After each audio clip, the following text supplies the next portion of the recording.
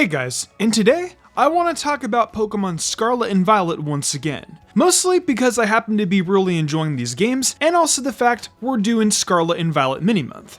But I've been playing through these games a bit, and I've wondered to myself, who haven't I used yet, and who else hasn't used them either? And so I looked at the Pokedex, and I found 10 Pokemon that I don't think anyone has used, or at the very least, been rarely used in playthroughs. Paradox Pokemon will of course be banned from this list, because it's too easy to list them all off since it's hard to use Pokemon in a playthrough that aren't around until literally the very end of the game. So they're exempt. One day, I'll get to talk about how Screamtail is. But until then, hey guys, real quick, this is Mystic from the future. I know I said 4 vids a week for the month of June, but due to time constraints from last week, tomorrow's vid for Monday is gonna be pushed to this Friday instead. So we're gonna have a triple vid week instead, meaning this will be the last vid for the week. So with that, I'll see you guys on Friday. Just wanted to give you guys the heads up. Now, on to the vid.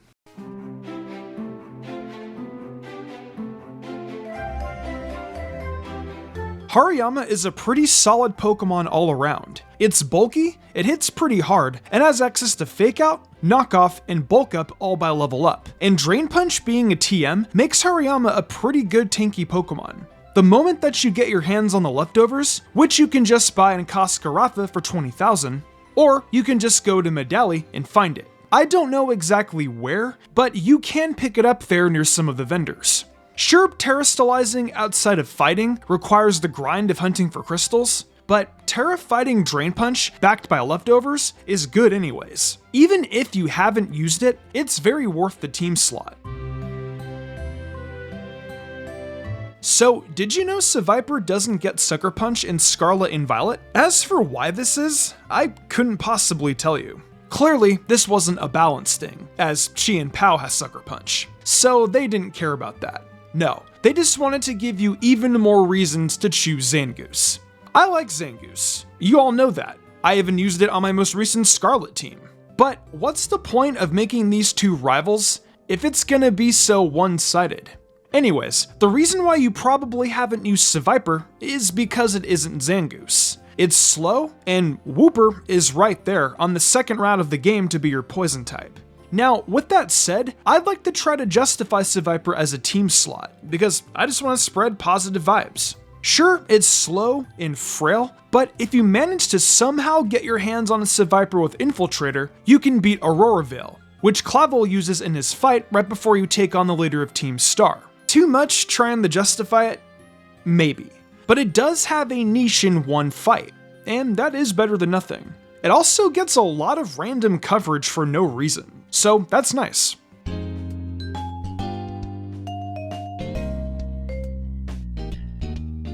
Electros is actually pretty solid, and the reason why you probably haven't used it is because not only are there easier electric types to use, but Tynamo is locked behind your ability to swim, essentially. I believe you can get it on North Providence Area 3 in the ocean there. Now, I'll admit that Electros is carried by TMs when it comes to its move pool, and it's slow. But it also has no weaknesses thanks to Levitate, and access to Coil and Wild Charge by level up, which is solid. And for the many TMs it learns, I'll just list my favorites. Drain Punch, Flamethrower, Grass Knot, and Liquidation, a very special mixed attacker, and is worth the team slot.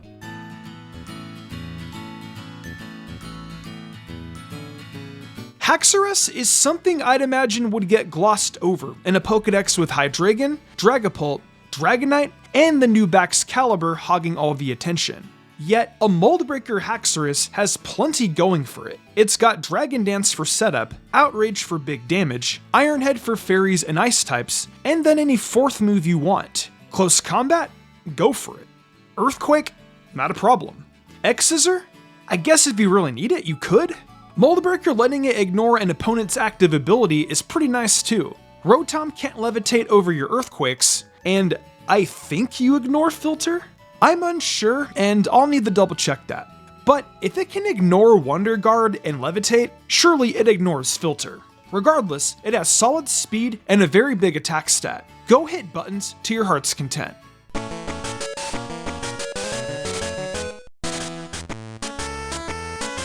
Serena is a pretty solid Pokemon with pretty good coverage. Its attacking stat is high enough to where all you really need to do to sweep in a playthrough is Rapid Spin and then use your 3 other coverage moves. Afraid of Priority? Queenly Majesty is just the ability you need. Revenge killing attempts aren't real, and they can't hurt you.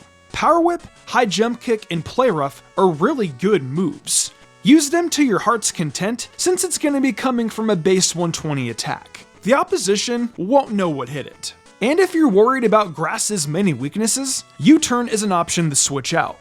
But you could just hard switch. It is a playthrough. This game isn't that hard. Poltergeist feels like one of those Pokemon you didn't use. Not because you didn't want to use it, but because getting the correct teapot for it is entirely auction-based from my experience. And that caused trying to get Synestia to evolve to be quite the pain in the neck. But once you do get it, it becomes one of your team's greatest assets, and we know entirely why. Shell Smash, Shadow Ball, Giga Drain, and Stored Power. Plus Weak Armor to further boost your speed just for the stored power damage. It's a win button through and through. Now, if only it was easier to get. So, in case you didn't know, in Cascarrafa, there's an NPC who is willing to trade Paldean Wooper for a Johto Wooper. That's why I believe you didn't use Quagsire, because you might not have known it was there. Now, as for what Quagsire does, I mean, it's pretty self-explanatory. Toxic, Earthquake, Liquidation, or Aqua Tail, and if you can get Recover on it by using a Mirror Herb, then you have yourself a pretty solid Quagsire set. Water Absorb and solid defenses make you able to bully Titan Dondozo, or any other potent physical attacker. The only weakness being Grass, the easiness to obtain and use, and its excellent ability makes it very useful for your playthrough. However, for the water and ground type niche, it finds itself in an eternal battle with Gastrodon for that team slot. Salazzle isn't a bad Pokemon by any means. Solidly fast, decent special attack, and Nasty Plot is insane, especially when you're in a playthrough. So have your Salazzle survive a turn to set up, and you can pretty much one-hit KO almost anything. Of course, an uninvested super effective move can and will always threaten your fragile, defensively meek lizard. But those are easy to play around because odds are you've played this game before and you know what threatens. Surf, Earthquake, Psychic, etc. The real reason why Salazzle isn't used in playthroughs is because male Salandit happens to be more common. And if you chose Fuecoco or happened to pick up Fletchling or Houndour at the start of the game, you aren't really looking for more firepower. Also, other than Poison and Fire, your only solid coverage option is Dragon Pulse, which only hits one additional type super effectively. Keep this in mind. Don't get me wrong, Muck has plenty of options. Drain Punch, Shadow Sneak, Gunk Shot, and the Elemental Punches too. However, why one isn't using Muck is sadly very apparent. They put Wooper right in front of you on the second route, and it's a new Wooper.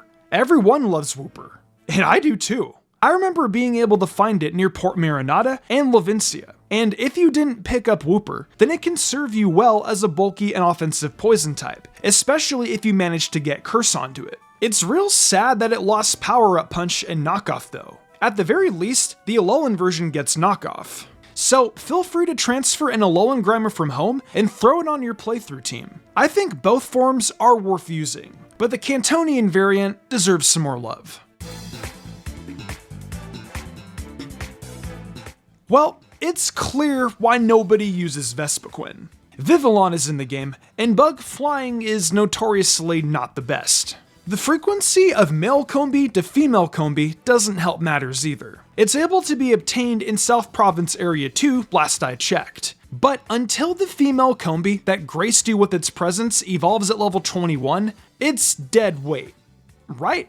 Wrong. The first two gyms of Paldea actually have a less than stellar Combi matchup.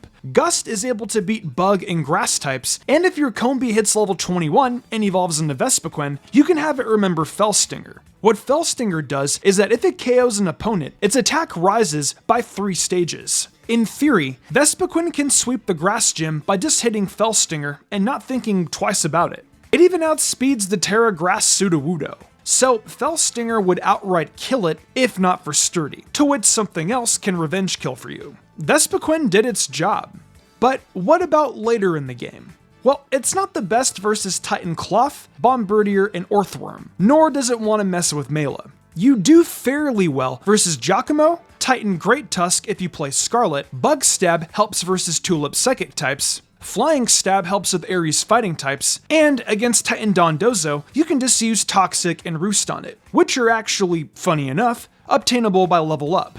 Vespaquin has its niches later in the game if one is willing to explore it. The issue is that it has a weakness late in typing, it's slow, and a set of Toxic, Roost, Defend Order, and your choice of either Bug or Flying Stab depending on the situation could just be a boring set.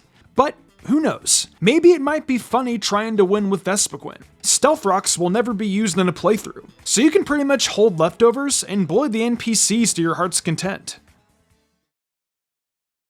And that's all I got for today. What did you guys think? Have you used these Pokemon in Scarlet and Violet? How did it go if you did? If you haven't, are you going to give them a try and see how they fare in a playthrough? What do you guys want me to talk about next? Let me know in the comments below. In the meantime, in between now and the next video, I'm gonna go out and question Game Freak's choices, specifically removing Knockoff from Kricketune and Muck, Sucker Punch from Seviper, and everything from Weavile, because while it isn't on the list, it got done dirty this gen. Hey guys, thanks so much for watching my content. With Scarlet and Violet DLC on the way, we have a lot to be excited for. Not just that though, but I've got a bunch of other cool series planned throughout the year that I'm sure you guys will love. If you want to support my other forms of content, over on Mystic Reads, I read fanfics. One of them right now is Road to be a Pokemon Master Kanto Edition, where Ash and Serena start from the very beginning and journey through Kanto together. On Mystic Umbreon Shorts, I do other exclusive Pokemon content such as Pokemon Facts, and on Saturdays I upload my top 5 favorite Pokemon of a type. Anyways, thank you so much for watching, and I hope you have an excellent day.